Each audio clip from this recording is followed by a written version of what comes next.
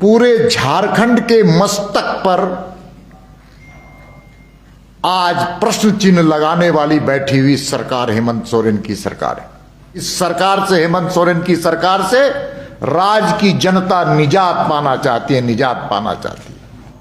पहली बार देश की आजादी के बाद पहली बार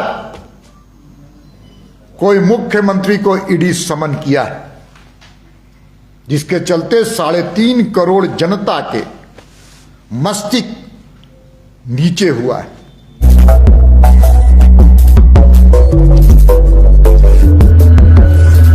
सांसद श्रीमान दीपक प्रकाश जी उपस्थित हैं।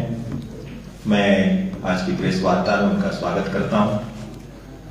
साथ ही साथ हमारे प्रदेश के प्रवक्ता अविनेश कुमार सिंह जी भी उपस्थित हैं, मैं उनका भी अभिनंदन करता हूं।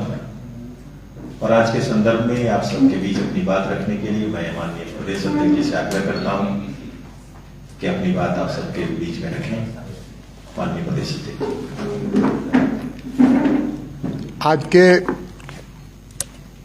आज के इस पत्रकार वार्ता में आए हुए तमाम मीडिया कर्मी को मैं अपनी ओर से, भारतीय जनता पार्टी के झारखंड प्रदेश की इकाई की ओर से अभिनंदन करना चाहता हूं। और हाल के दिनों में जो घटनाएं घटी, राजनीतिक घटनाएं घटी राज्य में, उसका आप सब लोगों ने जिस ढंग से लोकतांत्रिक और लोकतंत्र का जो प्रहरी होता है उसकी भूमिका अपने निभाने का काम किया, उसके लिए मैं आपके प्रति आभार और बधाई और धन्यवाद देना चाहता हूं। हम सब कोई जानते हैं कि राज्य में सब कुछ ठीक नहीं चल रहा है। ये राज्य में राजनीतिक अराजकता है, वित्तीय अराजकता है, और तो और पूरे झारखंड के मस्तक पर आज प्रश्न चिन्ह लगाने वाली बैठी हुई सरकार हेमंत सोरेन की सरकार है। इस राज्य के अंदर हम सबको जानते हैं भ्रष्टाचार की छूट लगातार 32 महीने से की जा रही है।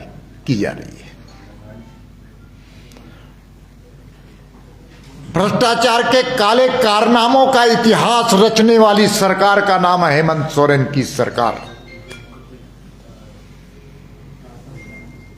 चाहे वो इलीगल माइनिंग का सवाल हो,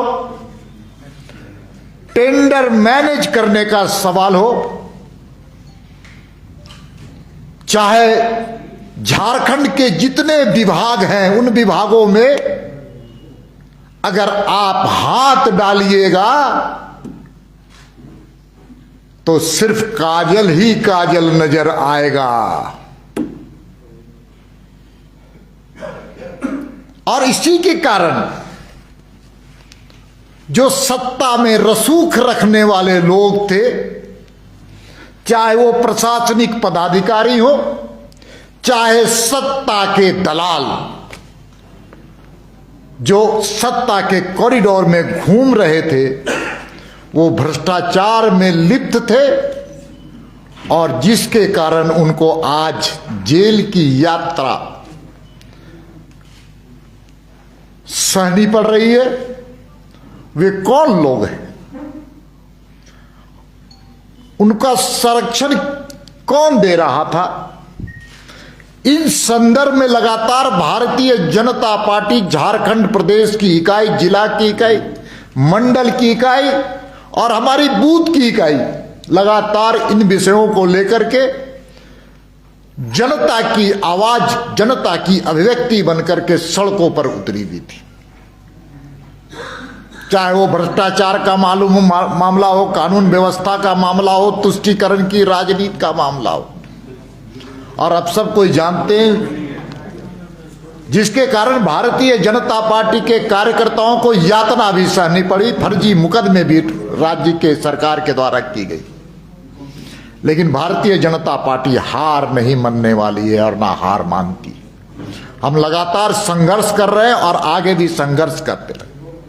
आप सबको जानते हैं कि जिस प्रकार से प्रखंडों में भारतीय जनता पार्टी का प्रदर्शन हुआ है और जनता का जन समर्थन मिला है, ये इस बात का द्योतक है कि इस सरकार से हेमंत सोरेन की सरकार से राज्य की जनता निजात पाना चाहती है, निजात पाना चाहती है। 263 प्रखंडों में भारतीय जनता पार्टी के कार्यक्रम हुए और 2,73,000 लोग उसमें शामिल हुए। इसी आंदोलन को हम आगे बढ़ाना की प्रक्रिया हम कर रहे हैं। अब हमारे जिले में भी कार्यक्रम कल से शुरू होगा और वो कार्यक्रम 25 तक चलने वाला है। दोस्तों, हम सबको जानते हैं कि ईडी के द्वारा राज्य सरकार के सम्मानित मुख्यमंत्री को समन दिया गया था और भारतीय जनता पार्टी की मान्यता है कानून का सम्मान सबको करना चाहिए, लोकतांत्रिक संस्थाओं का सम्मान करना चाहिए, न्यायालय का सम्मान करना चाहिए।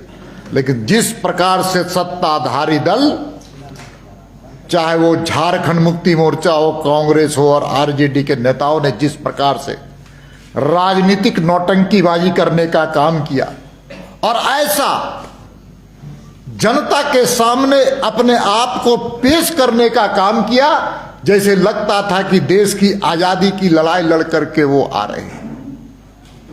ऐसा बयानबाजी हुआ जैसे लग रहा था कि झारखंड के आंदोलन में माननीय मुख्यमंत्री जी का बहुत बड़ा योगदान रहा हो।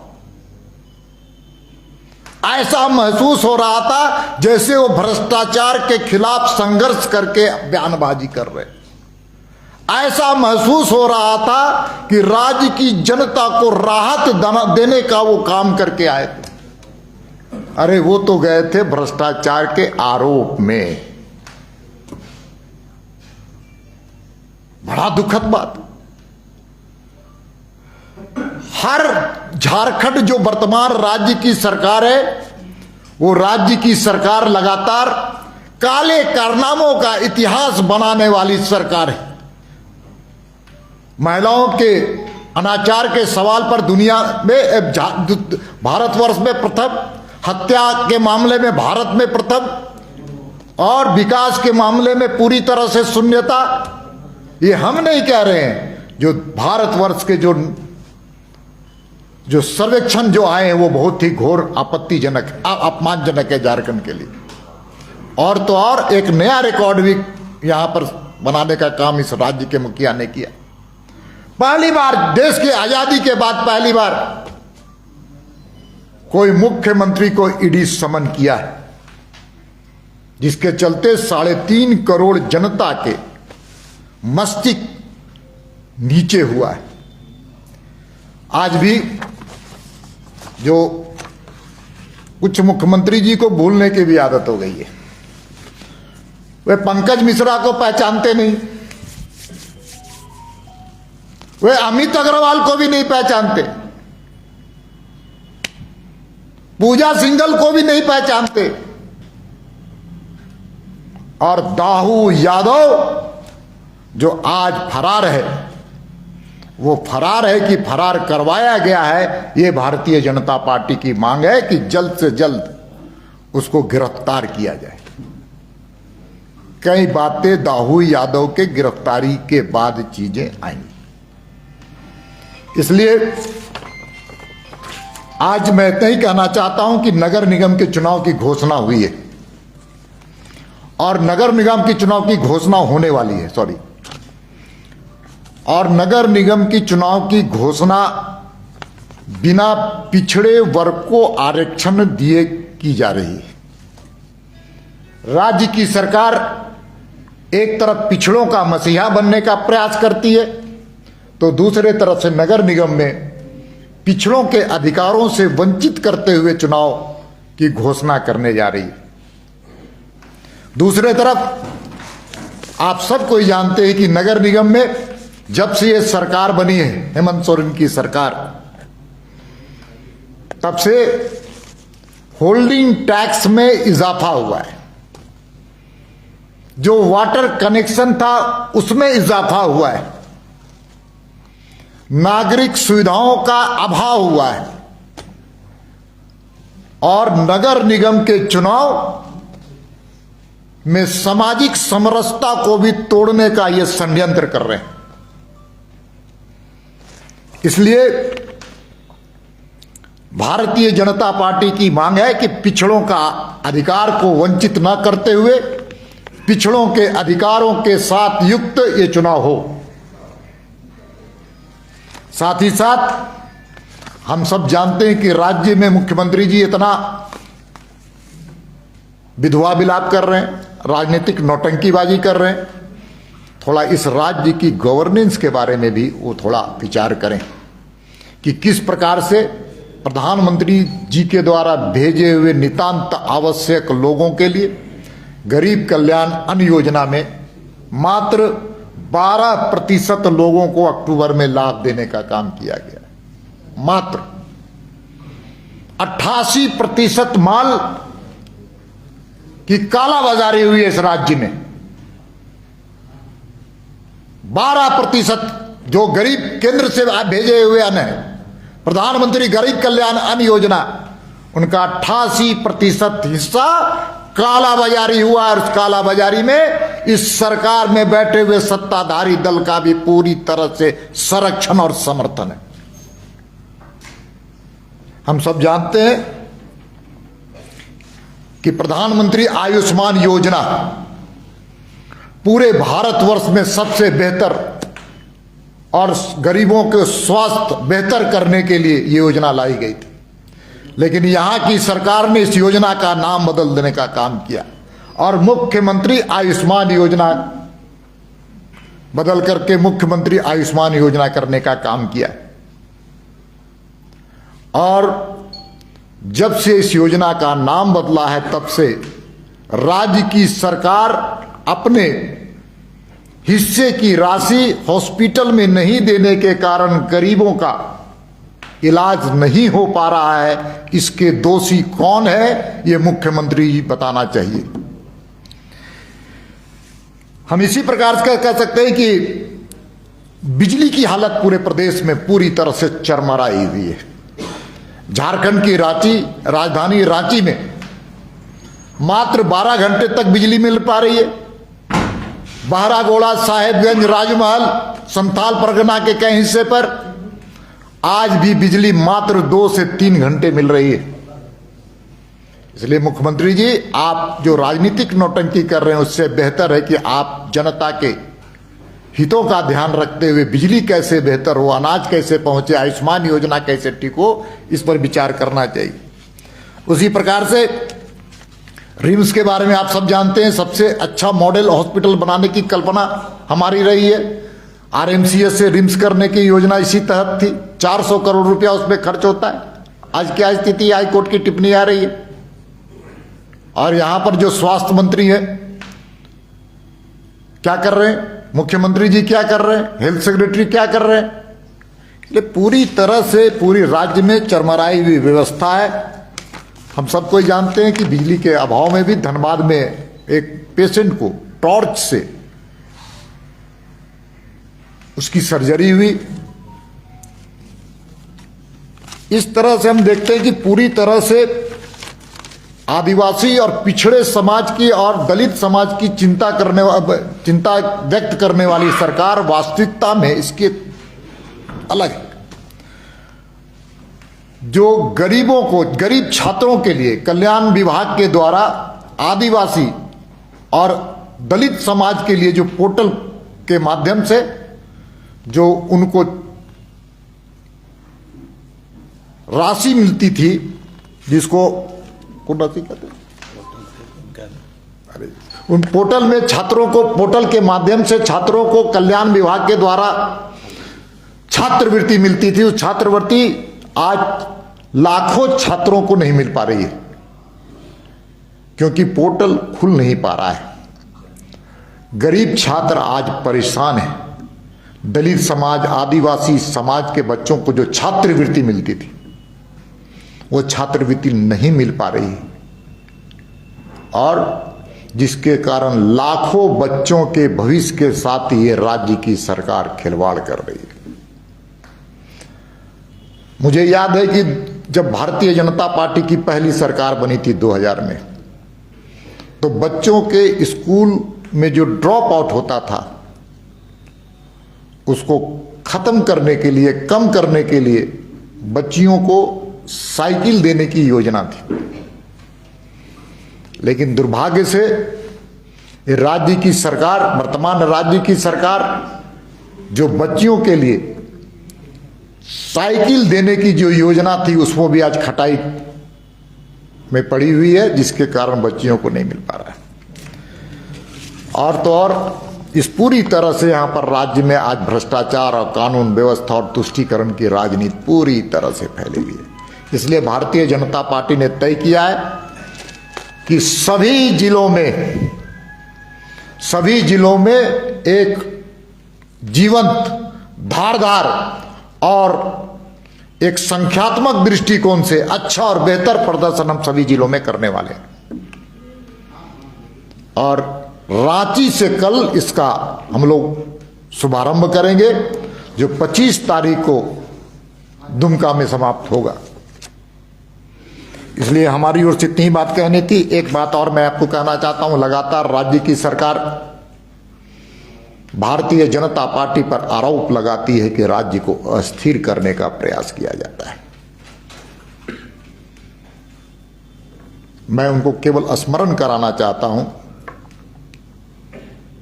कि जो उनके बगल में कांग्रेस नाम की जो राजनीतिक संगठन जो उनका सहयोगी बना है, देश के 1952 से लेकर के 2014 तक 91 बार धारा 356 का प्रयोग करते हुए, राष्ट्रपति शासन लगाते हुए 91 बार राज्य में राष्ट्रपति शासन लगाने का काम किया है। मुझे याद है कि जब राम जन्मभूमि का आंदोलन चल रहा था और उस वक्त भगवान श्री राम के नाम पर राम मंदिर के बारे में जब आंदोलन चल रहा था, तो उस वक्त भी भारतीय जनता पार्टी के 4 राज्यों को अपदस्थ करने का काम कांग्रेस के लोगों ने किया था। इसलिए अस्थिर करने वाले के साथ बैठकर के भारतीय जनता पार्टी पर आरोप मत लगाइए मुख्यमंत्री जी। और आपके पिताजी माननीय शिबू सोरेन जी को कई बार जेल भेजने वाली कांग्रेस है। आज उनके साथ बैठ करके आप राजनीति सत्ता की रोटी सेक रहे हैं, लेकिन इतिहास को भी झांकने का काम कीजिएगा, तब पता चलेगा कि भारतीय जनता पार्टी लोकतंत्र पर विश्वास करने वाली पार्टी है, कांग्रेस जैसी पार्टी नहीं है, जिन्होंने देश में 1975 में आपातकाल लगा करके लोकतंत्र को खत्म करने का काम किया था। इसलिए इस प्रकार जो आप आरोप लगाते हैं, झारखंड की जनता उससे आहत है। बहुत बहुत धन्यवाद। मेरी ओर से इतनी ही बात कहनी थी। आपने जो कहा कि पहले मुख्यमंत्री हैं, गुजरात में SIT का बैठक हुआ था, प्रधानमंत्री भी पहले सामना कर चुके हैं, तो इस तरह की एजेंसियां हैं, उनसे तो सामना करना पड़ता है। अभी आरोप तो सीधे नहीं है। ठीक आपने कहा है, दोनों एक ईडी आर्थिक अपराध की जांच करने वाली भारत की प्राइम एजेंसी है। जो SIT गठित हुई थी मोदी जी पर, वह दूसरे मामले पर हुआ था। आर्थिक अपराध कभी भी अपराधी या आर्थिक पूछताछ जिसको करने का काम मोदी जी ने कभी किसी SIT ने नहीं किया था। नहीं, वो तो हत्या का मामला नहीं था वो। थोड़ा उसको आप थोड़ा नहीं, उसको कॉमनल वायलेंस के सवाल पर हुआ। हत्या अलग चीज है, कॉमनल वायलेंस अलग चीज है। अशोक जी, ये दुमका में 10 CSF के फायरिंग से 4 लोगों की मौत हुई है।